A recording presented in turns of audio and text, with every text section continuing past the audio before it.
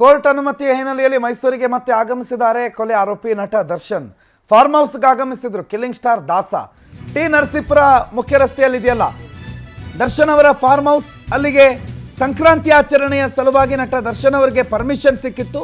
ಆ ಹಿನ್ನೆಲೆಯಲ್ಲಿ ದರ್ಶನ್ ತಮ್ಮ ಫಾರ್ಮ್ ಹೌಸ್ಗೆ ಆಗಮಿಸಿದ್ದಾರೆ.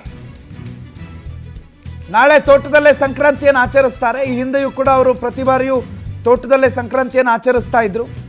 ನಾಳೆ ಈ ಬಾರಿಯ 2025ರ ಮೊದಲ ಹಬ್ಬವನ್ನು ಕೂಡ ತಮ್ಮ ತೋಟದ ಮನೆಯಲ್ಲಿ ಆಚರಿಸ್ತಾರೆ.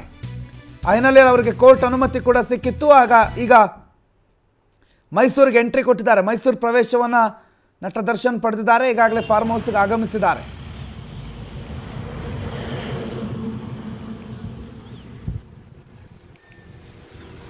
ಸುರೇಶ್ ಈ ಬಗ್ಗೆ ಮಾಹಿತಿ ಕೊಡ್ತಾರೆ, ಫೋನ್ ಸಂಪರ್ಕದಲ್ಲಿದ್ದಾರೆ. ಸುರೇಶ್, ನಟ ದರ್ಶನ್ ಮೈಸೂರಿಗೆ ಆಗಮಿಸಿದ್ರು ಪರ್ಮಿಷನ್ ಹಿನ್ನೆಲೆಯಲ್ಲಿ. ಏನೇನು ನಡೆಯುತ್ತೆ ಈ ಸಲ, ಈ ಬಾರಿಯ ಸಂಕ್ರಾಂತಿ ಹಬ್ಬಕ್ಕೆ ಹೇಗೆ ಆಚರಣೆ ಮಾಡ್ತಿದ್ದಾರೆ, ಎಲ್ಲಿ ಮಾಡ್ತಿದ್ದಾರೆ? ಪ್ರಣುತಿನು ಈಗಾಗಲೇ ಚಿತ್ರದುರ್ಗದ ರೇಣುಕಾಸ್ವಾಮಿ ಹತ್ಯೆ ಕೇಸ್ನಲ್ಲಿ ಜೈಲು ಸೇರಿ ಇದೀಗ ಬೇಲ್ ಮೇಲೆ ವಾಪಸ್ ಬಂದಿರುವ ನಟ ದರ್ಶನ್ ಇದೀಗ ಮೈಸೂರಿಗೆ ಹೋಗೋದಕ್ಕೆ ವಿನಾಯಿತಿಯನ್ನ ಕೋರ್ಟ್ ನಿಂದ ಪಡ್ಕೊಂಡಿದ್ದಾರೆ. ಇದೀಗ ಮತ್ತೊಂದು 2ನೇ ಬಾರಿಗೆ ಕೋರ್ಟ್ ನಿಂದ ವಿನಾಯಿತಿಯನ್ನ ಪಡ್ಕೊಂಡು ಮೈಸೂರಿನ ತಮ್ಮ ತೋಟಕ್ಕೆ ಬಂದಿದ್ದಾರೆ.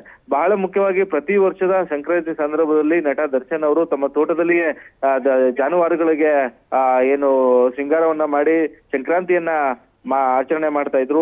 ಇದೀಗ ಈ ಬಾರಿಯೂ ಕೂಡ ಕೋರ್ಟ್ ನಿಂದ ವಿನಾಯಿತಿಯನ್ನ ಪಡ್ಕೊಂಡು ಇದೀಗ ಮತ್ತೆ ಮೈಸೂರಿನ ತಮ್ಮ ತೋಟದ ಮನೆಗೆ ಬಂದಿದ್ದಾರೆ.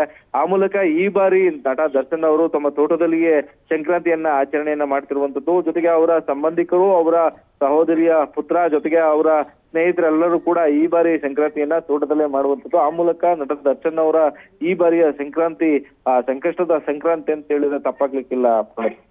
ಥ್ಯಾಂಕ್ ಯು ಸುರೇಶ್ ಮಾಹಿತಿಗೆ.